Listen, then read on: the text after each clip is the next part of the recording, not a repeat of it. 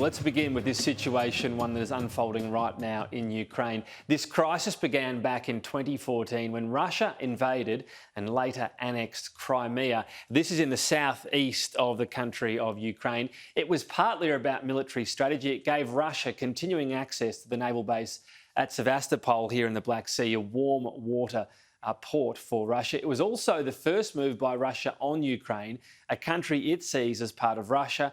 The Ukrainian people mostly disagree. While Crimea was ultimately successfully annexed by Russia, Ukraine did manage to stop pro-Russian separatist forces here in the Donbas region. This is the east of the country. So this is where the battle is focused upon right now.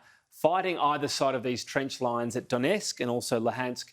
That's been going on for 8 years. It's been this region Vladimir Putin is effectively starting the invasion, or ramping up the invasion, if you like. It's where Ukraine and Russia have a decision to make, because if we look at this region right now and what might play out, what's going to happen? Could Ukraine in the end cede some of this territory, so go back to this orange area here and perhaps create some new trench lines and a new diplomatic red line and say, well, if you go past that point, then at that point we won't stop, we won't give any more ground up? Do you give Russia any territory? For Russia as well, what will it do? Perhaps it gets this gain, so it makes it out to these orange lines here. What does it do from then? Vladimir Putin still has a decision to make way further on in the country here. This is Kyiv, remember, and this is Belarus, where a lot of Russian soldiers and forces have also been massing at that border. So do they move into Kyiv, the capital there, and try to take most of the country, at least cleave off Ukraine from that eastern point onwards?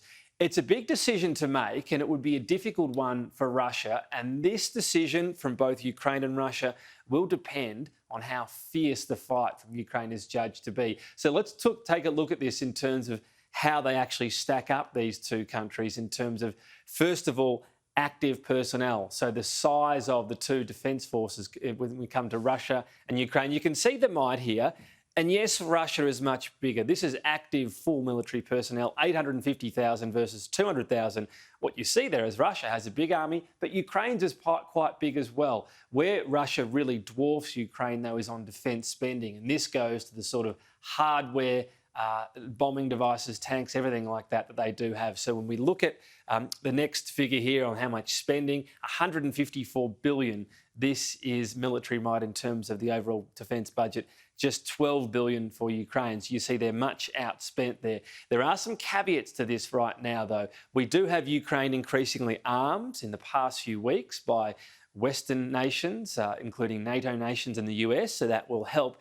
And then there's the big X factor here for Russia. How much will Ukrainian people, not just the armed forces, not just the defence budget there, but what about everyday citizens that have been arming themselves and training as well to ward off any sort of Russian attack? We've had a lot of vision come in from the country in the past few weeks and months. A lot of citizens are arming themselves, and we've heard from the president, we don't fear anyone. So when it comes to the battle for Russia, and they have to consider whether or not they can take the whole nation and hold on to it as well, that's the difficulty if we're talking urban, street-to-street warfare. We do have an Australian video journalist that has been in Ukraine in the past little while. He actually says that right now it doesn't feel as though some of the citizens are necessarily preparing themselves for a fight.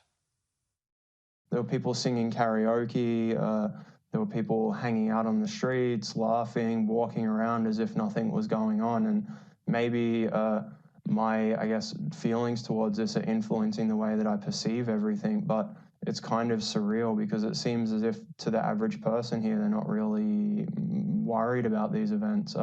We were inspecting bomb shelters in the area for a journalism piece, and people didn't even know if they were able to access the shelters or not. It seems to me like people really aren't prepared for these events.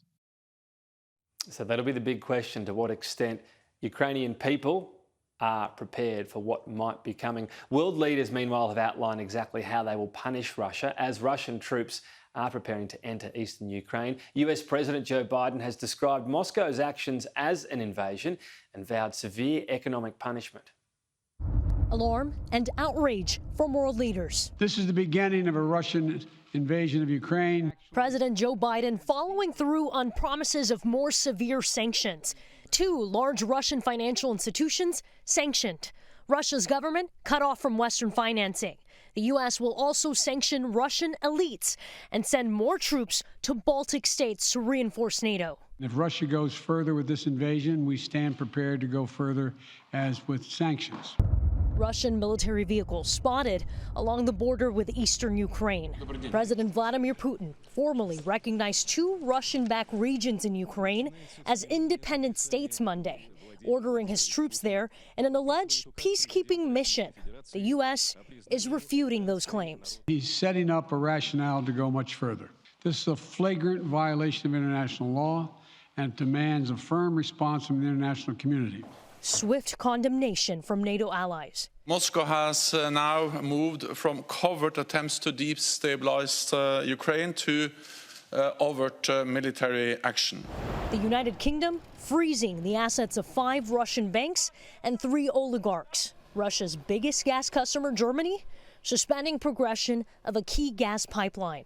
Ukraine's president says he believes there will be no war with Russia, but cautioned his troops will be prepared. Diplomatic efforts continue, but prospects grow dimmer by the hour.